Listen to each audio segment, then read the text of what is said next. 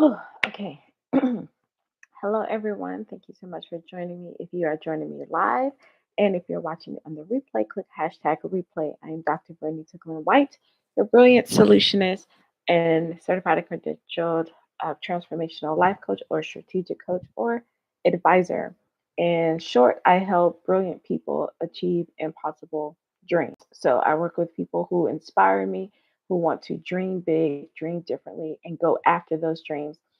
I'm going from just being a high achiever to an elite achiever, beyond what you do in your, like regular success. Like I'm a high achiever. I got all these degrees. I'm considered a high achiever.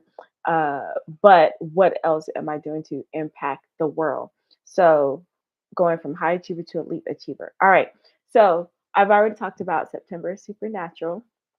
And another theme came up. I got it from someone that this would be a September to remember. And I'm truly believing that. So what I'm doing, if you are now, this says day 4. I did not do one on quote unquote day 3. Honestly, I'm just going to keep track with the numbers of the month so I don't confuse myself. All right. So don't go look for day 3. There isn't one. That was a Sunday. I did not do one on a Sunday. So I'll probably not do those on Sundays, but we'll see how this goes. All right, so I'm challenging myself to go live. I realize that I am really good at batch recording, and I have done the series that I'm about to do. I've recorded probably like 9 episodes already on my YouTube channel. It is under the playlist Practical Applications for Daily Living. So I was like, well, let me just come do live to build up just another muscle, just challenging myself. So I won't have these long introductions. I'll just jump right in. So I use the this Bible, the Joyce Myer Battlefield of the Mind Bible, her version of the Bible with her commentary and her notes. I've had this Bible, I don't even know how long. And I shared this on the other videos, but in case you don't go watch those first, then this would be the only introduction I'll do for that. So I use this Bible and I've had it for, like I said, forever. And I've always been interested in the battlefield of the mind in the spiritual sense. And I went through like this whole training when I was younger in the church, discipleship, battlefield. Like we did a whole study. I've really been immersed in that, but I kind of like just let it go because it's like I'm not trying to be a pastor or a preacher or anything like that. But it's something about the mind that's always fascinated me. And then even looking into my other degrees, there is an element of psychology. I took a lot of classes in that, behavior analysis, and things like that. And then being in the education space is all about beliefs and your mind, your values, and things like that. So I never made the connection until I really started focusing on coaching. My own personal development journey and experiences, and then really understanding what true coaching and deep transformational coaching is really about, and in the personal development space. But then I realized that there was an element missing. And I know it wasn't just me. There were other people who were going to these events. And they're like, all of this sounds good, but something is missing. And then I realized, well, God is missing out of personal development for me and the people I work with. All right. But overall. And so it's like we can focus so much on our personal selves and getting ourselves help, which I think there are phenomenal tools in the self-help personal development industry. I use them with clients. So that it works, right? But then let's be real. We cannot do all of this on our own. We need supernatural assistance. And that supernatural assistance is Holy Spirit that God has given us through the blood of Jesus. So that is why I was like, you know what? Let me just do what I've been doing on my private time and just put it out there publicly.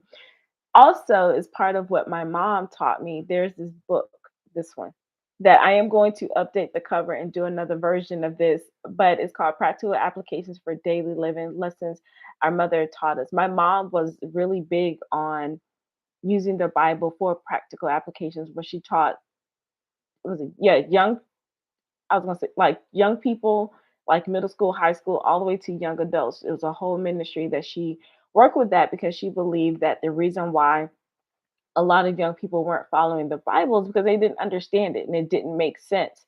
So she wanted to do the practical side of that, and she had all these props and things like that.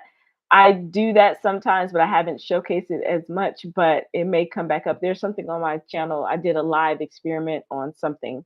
But anyway, so I was like, it just kept following me and bothering me. And after I transitioned from being a college professor, I was, and then trying to coach, it was like, well, what's missing? And it was bringing back the Bible into personal development, bringing back God's word into personal development.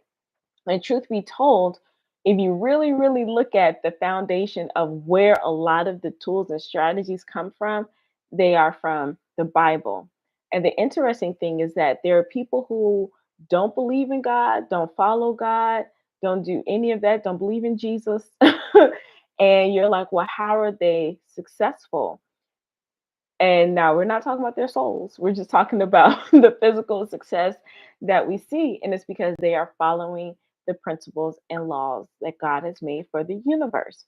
So when people say universe, I believe now, because like I would say it, because there are laws of the universe that God set in place because the laws are the laws are the laws. And, if you follow them, that's what's going to happen, right? And but then for those of you who believe in God or are trying to still say what's missing, it's because there is something higher than the laws that He's created, and that's Himself. So yes, you can follow the laws and do pretty good, but if you really want the your soul to be saved and a supernatural experience or going beyond what you can do for yourself, then you have to build a relationship with with God. Now, you can pick and choose. It's up to you. Um, but you will hear me talk about the practical side and in the biblical case, and you make a decision for yourself. So, how these are set up, that I read the commentary and then I interject. So since I'm doing this live, I may just, well, we'll see how it goes. Because I think on my recorded ones, I think I read through, then I do my commentary. I don't remember. You can go back and watch them. But I'm going to read certain parts and then I'm just going to jump in wherever I feel led to jump in. And my goal is to that you will get some kind of practical nugget that you can take for yourself today and actually apply it. That's the other part of why some people are against coaching. And I did a live the other day where I talked about there's a difference between like getting one-on-one coaching support and being in like a consulting type coaching program, which is you're just learning how to do a skill. You're technically not being coached, you know.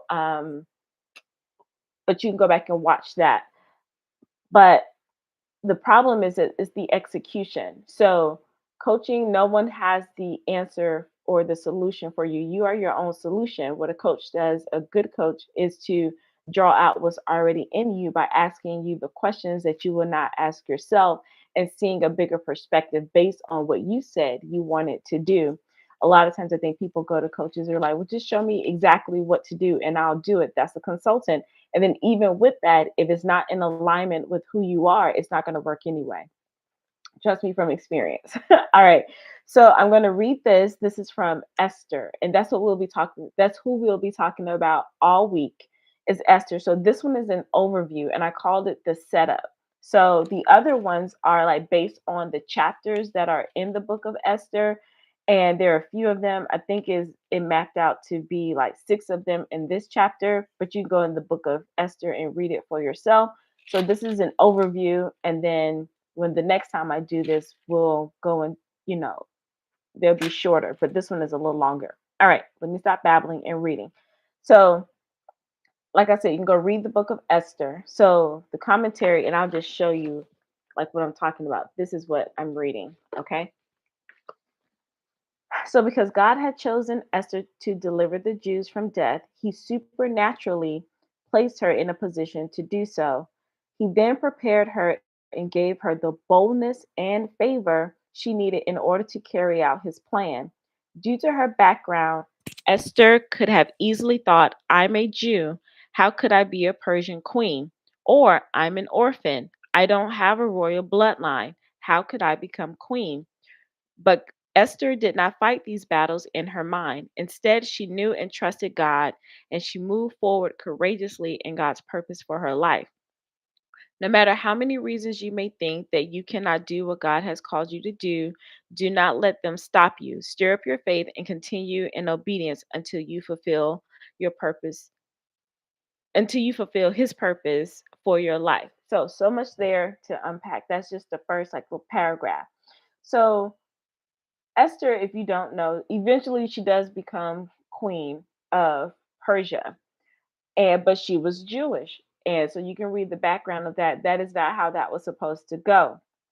And now God placed her in position to do that. Now here's the background. If you go read chapter 1, there was another queen, Queen Vashti. And I'm biased because her name starts with the letter V. And so she was beautiful and did all the things, but Vashti was like a woman in her own right. The king called for her to come and be displayed to his court because she was doing her own thing with the women of the kingdom. He was like, "Hey, come over here. I want to show you off." And she was like, "Absolutely not. I'm doing something. I'm busy."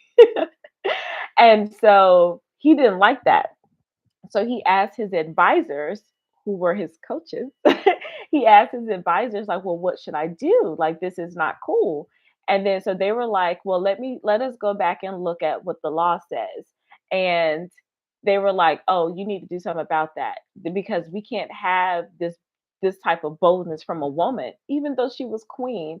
We cannot have this type of boldness go out into the land. And all these other women were like, oh, you heard what the queen did? I can do that too.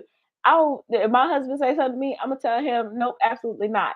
So they were like, oh, we got to stop this before it spreads to the kingdom, spread throughout the kingdom, because if she's like this with the queen, then the rest, I mean, if she's like this with the king, then the rest of the men have no chance, right? So they put a decree, and then they said that the queen could not come to the king at all unless he called her. So she had free will to do whatever she wanted, to go to the king whenever, but now it was like, oh, since you didn't come when I called you, now you can't come at all until I summon you. So just remember that. If you follow along with me, that was the setup, okay, of what happened with Esther, because Queen was in place.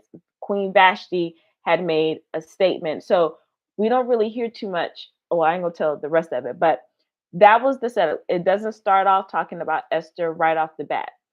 A lot of times there are people who are sometimes, and you may be Queen Vashti. There are times when you make a stand to do something and it caused a ripple effect. And you had no idea. You may be the person to cause the ripple effect. You may be the one to go first. And sometimes you may get punished for that, but you never know who you're about to set up. So a lot of times, oh, my puppy is barking. I hope everything's okay. A lot of times, oh, I know what that is. Well, it's going to have to wait. A lot of times we want to be the one in the front, or the one who benefits from everything. But sometimes the arrows go in the leader's back. So it's okay if you are that person who has to set up for someone else.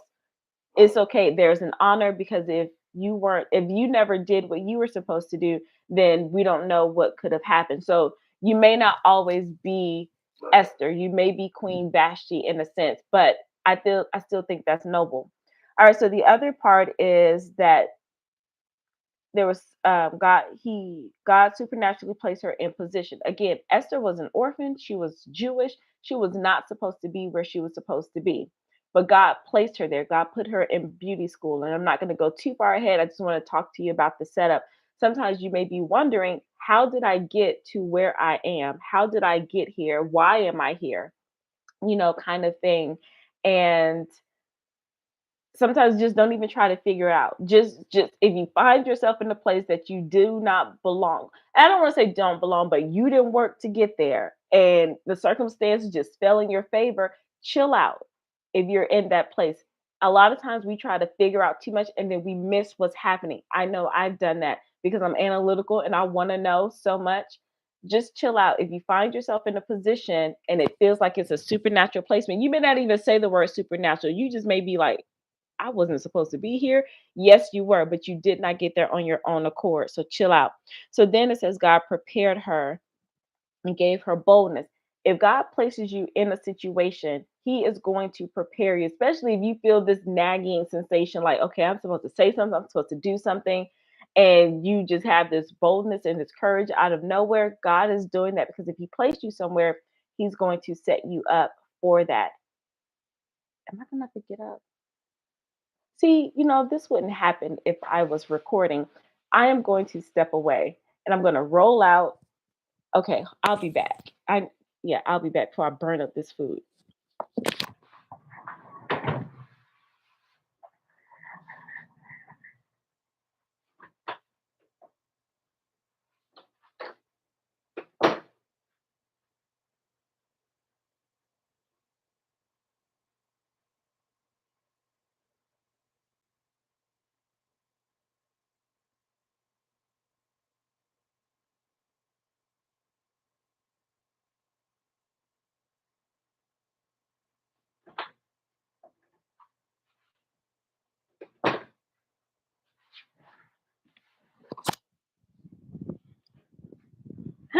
Challenges of lives. Lives don't want me to be great. Yeah, I call myself trying to get the food ready for my puppy earlier. But hey, such is life, such is life. All right. So where was I? Uh, I don't know where I was. All right. So you find yourself in a place, it's supernatural, but you are going to be prepared with boldness and favor. And that's something I think a lot of us have to realize. If we are placed in a situation where we do not understand, if we're placed in a situation where we do not understand what's happening, then we need to just go with the flow and trust that we're going to have boldness and favor. Boldness is you're going to do it anyway, no matter what. I know I've had some situations where I was bold out of nowhere, and I was like, well, where did that come from?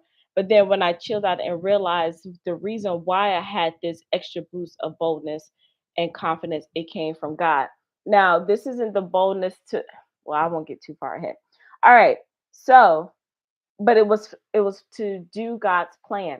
And that's what I was about to say. Now, don't go up there and start acting all crazy to like your boss, your manager, whomever, where you find yourself, because that's just being disrespectful. You can be bold, loud, and wrong, but if you know if you're in alignment, you know that there's a specific reason why you are there, then that is for the boldness is for that particular reason. Now, some of us are already bold and confident, and then we put a little extra on it.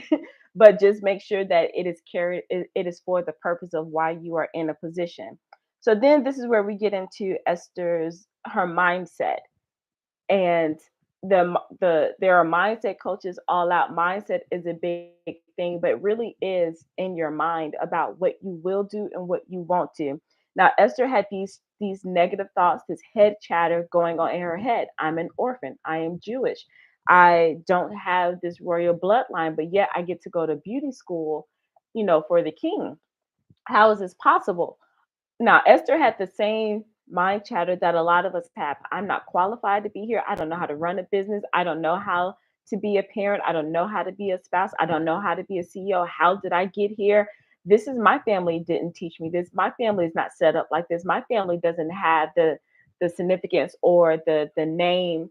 Look at my brand. Just so much that can go on in our heads, just like Esther. But the difference is Esther was like, all right, I'm just gonna trust God. I know a lot of us, I'm included, just stay up there, just having a whole conversation, a whole field day without taking steps or trusting God that okay, you've already set me up because there were steps to this. Hey, I'm gonna give you supernatural. I'm gonna place you in a place supernaturally. I am going to prepare you, and since I placed you here, you should trust me. But a lot of times we let the head chatter, we trust the head chatter more than we trust God. But Esther didn't do that. She trusted and she moved forward courageously in God's purpose in her life. Now, a lot of times, I won't get into deep into this part because I can't say it as well as one of my mentors said it.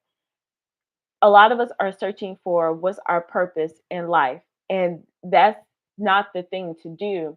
It is really about what is my call for the next assignment in my life. If a lot of us just chilled right there, then we could get more things done because purpose is massive, and trying to figure that all out at once could keep you stuck. So when I heard her say that, I was like, you know what, that makes sense. God, what do you want me to do in this particular season of my life? Because you already got it all worked out. If I'm trying to figure out this whole big purpose of my life, just what is the call? What you want me to do right now in this season? That's it. So Esther, while she's in beauty school, what do you want me to do right here in this season? And she was courageous. I talk about courage in my book. Y'all know I'm gonna talk about it a little bit. Embracing grit for greatness, becoming professionally powerful through personal empowerment. I always mix up my own subtitle. Isn't that crazy? I talk about what does being courageous look like. It is different from bravery, and it's about you still doing things when you don't feel like you can accomplish them. All right, you just go and do it anyway. And it's almost like when people say, "Well, jump with the fear, go with the fear." I mean, in a sense, that's what it is. All right, so that is the whole setup. And then the part here, it says there are so many reasons that we can't do anything, but if God called us, a lot of times we're not in alignment and we're not listening, especially people who already said that they believe in Jesus Christ. That's the thing. The people who don't believe in God and they're still successful, or I want to, they may not have deep relationships like you do. You may be like, well, I don't never see them go to church or read their Bible, do anything. I do all the things. The difference is they just believe what they see and just keep it moving. And that's what I mean about the word of God will work. Again, I'm not talking about their souls being saved, but actually doing things. They just do it. I don't care if I fail. I'm gonna get out here and do it anyway. I don't care what people say. Like some people say, I didn't know I could. This wasn't the right thing to do. I didn't know that somebody was gonna tell me I couldn't do this. I'm just gonna do it. That's the difference. Sometimes a lot of us who may have grown up in church, we got too much knowledge. We got too much. We know too much, and that stops us. So they were like, okay, all this is in my head, but I'm still gonna do it. And a lot of us were like, well, I'm just gonna wait and trust God. Well, He already set you up. He already put you in the position. He already gave you the boldness and the favor. What are you still waiting on? Move, go do it. And then it says, stir up your faith and obedience. A lot of us don't have the faith to move. People who are out there not really believing in relationship with God, they're just moving. They're like, and you know, you ever watch superstars and their documentaries are really successful, famous people in their documentaries, and they're like, I always knew that there was something in me that I was going to do it no matter what. I knew I was called for more. I knew that I could make a bigger impact. I just knew. Now, a lot of us got the Holy Spirit and we don't be like, oh, I just know I could be successful. So you see, come on, tighten up, Christians. And I'm talking to myself too. And then stir up the faith. They stirred that up. Their faith, you can believe. That's what faith is. You are believing, like, I can't see, I don't know how this is going to happen, but I believe that this is going to take place. And then obedience. You can believe all you want to until you act to do something. So you can sit there, oh, I got faith, I got faith, I got faith. And then it's like, all right, now go do this. Oh, wait, I'm still believing. I'm still believing. Like, no, you got to have the belief and act. Go do the thing. And then to fulfill your purpose, to fulfill God's purpose in your life. And if purpose like kind of freaks you out, just your call for this season. All right, that was a lot for the first paragraph. The second one, it says these are just highlight points from different scriptures called Winning Thoughts from Esther. So this is from Esther chapter 2, verse 12 through 13. When God has a great assignment for your life or responsibility for you to carry out, He will prepare you for it. That's what we were talking about. But if you are still shaky, that means you're out of alignment and you don't know. You haven't asked what you are supposed to do, or He already told you what you're supposed to do, but you're not doing it because you don't have faith in what He told you to do. I have learned God is not going to keep giving you instructions until you do the thing He told you to do. A lot of us who are considered like high achievers who may have been trained a lot in, hope you can hear me. Can you hear me? I hope so. Who have been trained, especially in the education system, beyond your bachelor's degree, because gets deep in these master's, specialists, other things after the bachelor's degree. People have always told us what to do. We've always had a plan in place to do it. Now, yeah, we've done things on our own. We are creative and things like that, but we've been creative with the structure. But when we get out here in this real world and wanting to do greater things beyond our positions, titles, degrees, our jobs, and even our businesses, those deep desires that God gave us, we're like, okay, God, what do you want me to do next? And He'll be like, go start the YouTube channel. And then you may say, okay, I started the YouTube channel, then do what? And then He says nothing. Well, make the videos. Then you get asked him what videos to make, but then you're like, um, well, you may not start the YouTube channel. Now you're like, okay, he told you to start a YouTube channel. Okay, well, what videos am I going to make? Did you actually set up the channel first? And then you're like, well, I'm not going to set the channel up because I don't know what videos to make.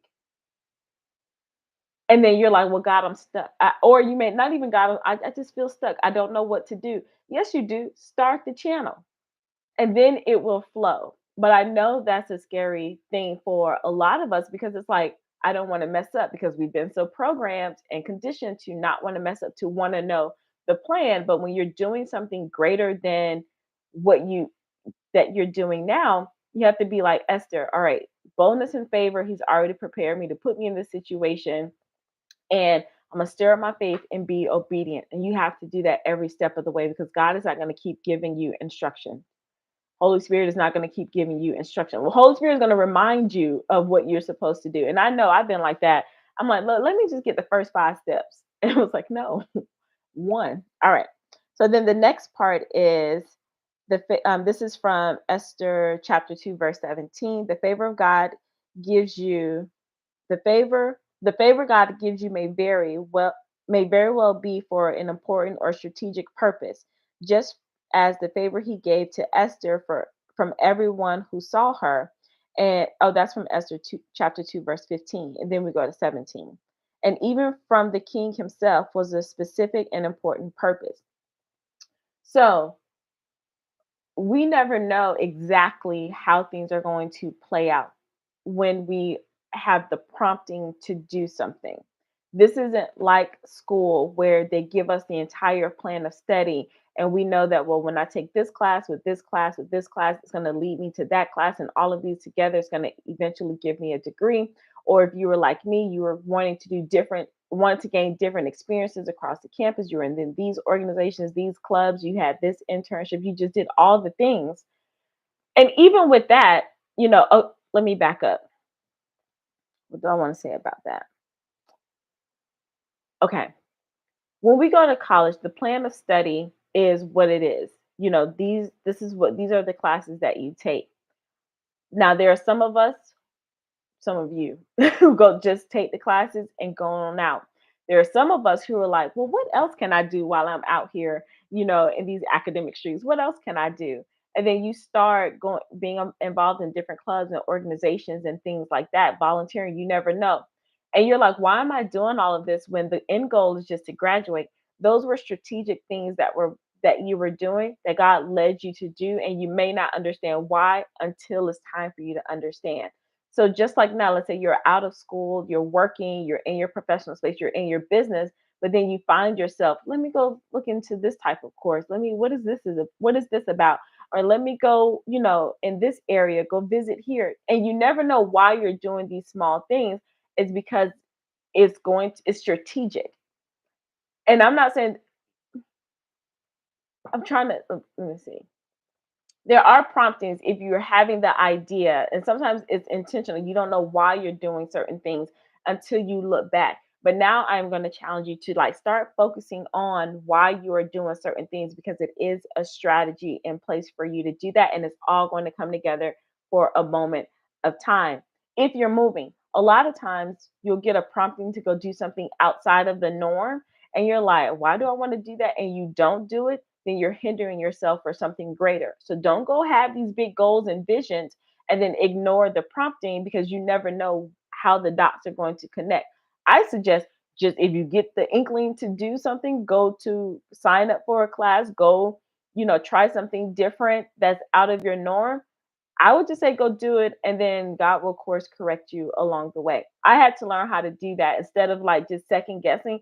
Hey, if it's not gonna work, it's not gonna work. But at least I went out and took a step. That is more honorable than you trying to stay still and try to keep figuring out the right step. Just go take something and you will course correct. Just like in school, you did something in the assignment, it wasn't right. Now, if you had a good professor, they were like, "No, this you are way off the mark." But at least you submitted something versus the students who were like, "Well, I kept trying to figure it out," and then they end up, doing the assignment late, and it's like you should have just turned something in. All right. Then down to the other part, you can make a difference in the world around you, like Mordecai, who was Esther's cousin. You can seek the good of your family, friends, city, or nation, and you can speak peace for them. That's from Esther chapter 10 and 3. You don't know what your role is. Again, I said the setup. We had Queen Vashti who set Esther up for why you'll hear it later on, but why it was so challenging or why it took so much for her to actually go to the king because of what Queen Vashti did. Then, or you could be the Mordecai as your cousin, like, hey, I need you to go do this thing. Go to the king, set the people free. That's essentially what he did. You could be that person. Again, boldness and favor. It wasn't just, in my opinion, it just wasn't for Esther. I believe Mordecai had boldness and favor too to actually say the words, hey, I need you to go do this thing. I believe you're the person to go do this thing. Maybe there's something in you that you're supposed to go tell someone else. Don't be selfish. Don't go keep looking for the glory or the honor for yourself or the recognition for yourself. You are just as important as the person who goes deliver the message because you are the wind against their back. If God told you to go tell somebody to do something or set something up for somebody, or I'm gonna use a YouTube channel, maybe you're setting up the YouTube channel so you can invite certain people in to give them that push because maybe they weren't supposed to set up the YouTube channel, but they have something to say and they're going to say it on your channel. But don't be the one, well, it's my channel, I'm going to say all the things. Your channel might be Mordecai. You might be the cousin to say, hey, this is the platform I have for you. Now come on here and say what you're supposed to say. You are just as important because without that, then the person may not be able to share what they share. You see how we're all linked together, like all of our gifts and talents work together for, the edification. I'll say the edification of the church, but also to make the world a better place. That's why I said for seeking good for your family, friends, city, or nation is bigger than what you and I can imagine. All right. Then the third part, it says verses for victory from Esther. Esther. This is from Esther chapter 4, verse 14. It says, for if you remain silent at this time, liberation and rescue will arise for the Jews from another place and you and your father's house will perish, since you did not help when you had the chance. And who knows whether you have attained royalty for such a time as this and for this very purpose. Now, in other words, Mordecai was, wait, did God say that? I can't remember. I don't know if Mordecai said it or God told her. Either way, it was told to Esther that who knows why you were set up. It could have been just for you to open your mouth and save your people. But if you don't, it's going to happen with or without you. And since you had the chance and did not do it, you're going to die. You and your family, you're going to die too. Now, there's a thing where it says, like, I think Marie Forleo says it at the end of her either videos or her newsletter or something like that. It's like, I'm paraphrasing, but you were created to do something that only you can do in this world. Part of that is true. There's something that you have a dream, goal, desire that is meant to happen through you, and you're the only one who can do it with your blueprint, your style, your flair. I think sometimes that can trap up people. It was like, well, I am here. If this doesn't happen, then it's me. And it can be this great wait. It could be a little bit of pride, like, oh my gosh, that I can be this powerful person to literally change the world. And that weight, you can be so enamored with that idea. However, God don't, he don't, he can do whatever he wants to do. If you don't do it, somebody else is going to do it. Now, it may not be your unique flavor, your style, your flair. However, the job is going to get done and you miss out and you suffer. So don't get so caught up in, I'm the only one, like y'all need me, which very well may be true. However, if you don't do what you're supposed to do and you're so caught up in the, oh, they need me, y'all need me, you will be removed and it's going to happen without you. So let's not get carried away and don't let our ego and our mind trip us up to where if we don't do it, it won't be done. It just won't be done with your style, your flair, and you won't get the benefits. But trust and believe it's going to happen. Think about the people who had the same idea to invent certain things. And then you'll hear later on, like, I had that same idea. But if you don't put it into work and you don't execute it, or you don't ask God for the help, the favor, the resources to get this thing done, the idea is going to jump to someone else who's going to do it and they're going to benefit off of it. Let's say it don't even go that big. You're at work and you have this idea to do something. Now you got the boldness and favor to speak up and do it, but you're like, no, that you maybe, let's see, how can I say that? Maybe you did speak up, or the people know that you know how to do, let's say that the people know that you know how to do the thing. And they're asking, like, hey, we need you. We know that you're the only one who can do this. And then you get caught up like, you're right, I'm the only one that can do this. And you trip up and don't do it. Somebody else will get that idea, or they will bring in somebody else to have it done. They would have loved to work with you on the project, but if you don't go do it, it's going to get done. So don't let that be you. And then it says, because then her people are going to die, her family. If you don't do it, God's going to raise somebody else up and do it. And it said, if you living, you're going to die too.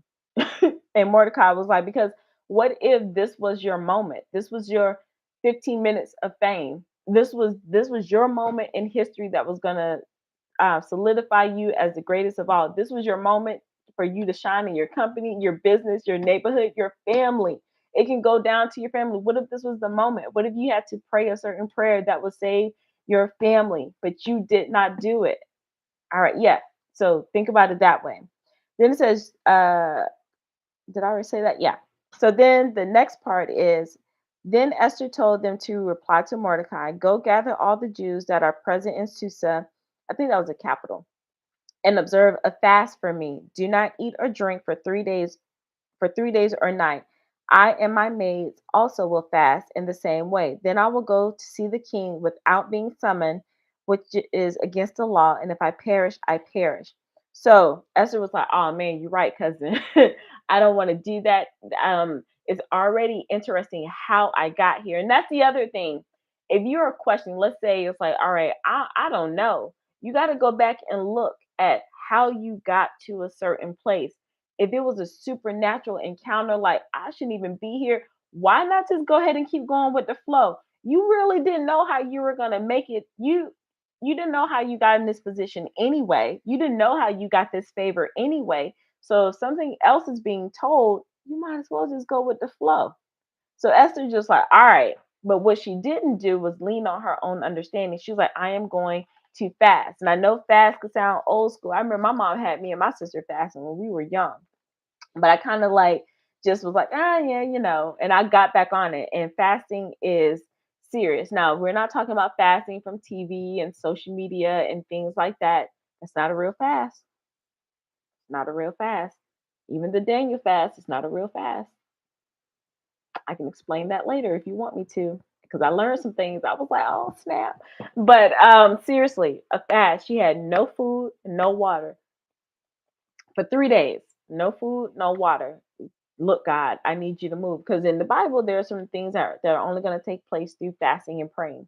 She fasted. She went before God and was like, look, I I'll this is bigger than me. I don't know what to do, but I need that supernatural favor and stuff that you gave me before. I need it here because you're asking me to do something that I could literally die for. She had to go to the king without being summoned. Again, the setup.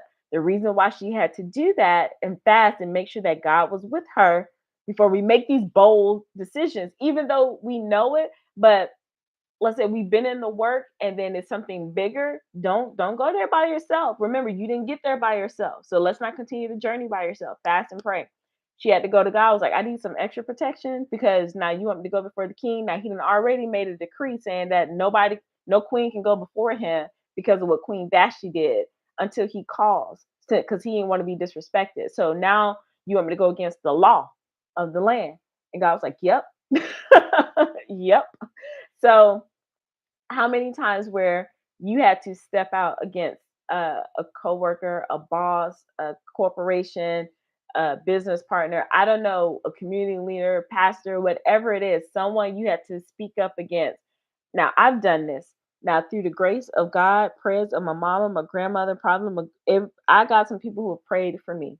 I know that without a doubt because I have been bold and went and said some things and did some things without fasting.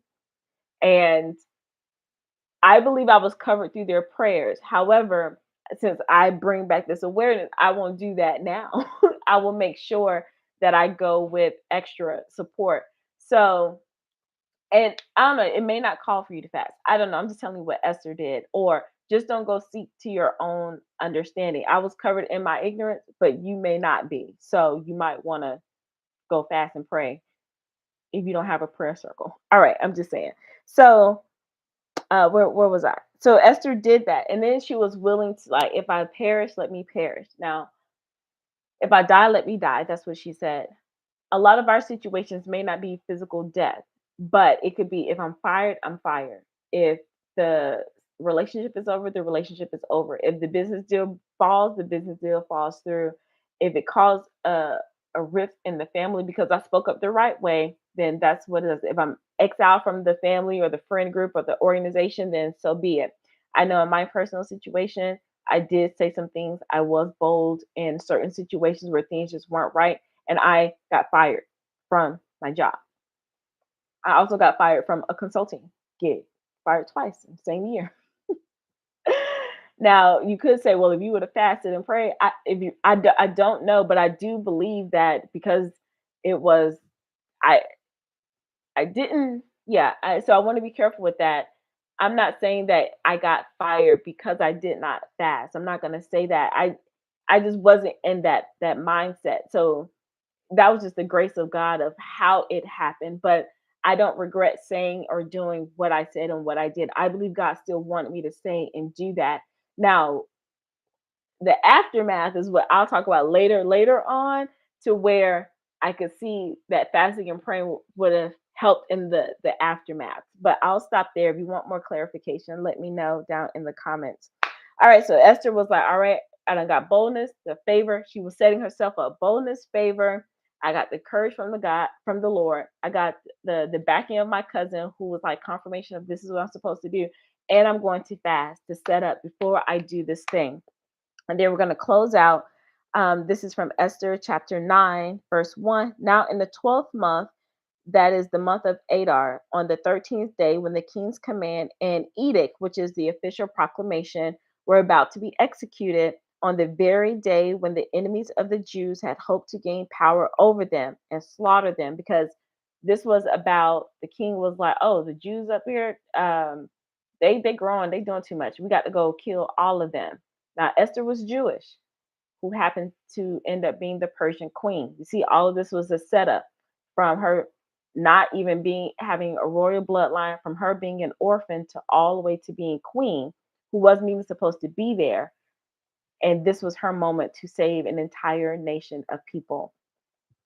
So it had happened. Oh, wait, let me read that again.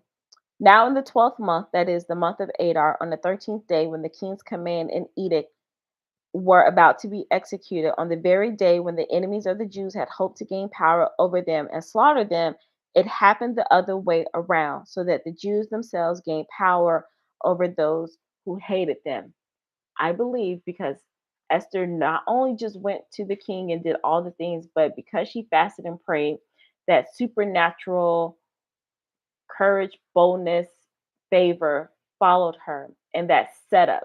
It was a supernatural setup for her to save an entire nation of people. What is, how are you being set up to save whomever or whatever? just sit for a minute, go back and look over certain areas of your lives. Don't go look at the trauma parts and the things that don't work out. A lot of us tend to do that. Stop that. Go look at the things like, you know, me moving to this city wasn't even on my radar, and now I'm here.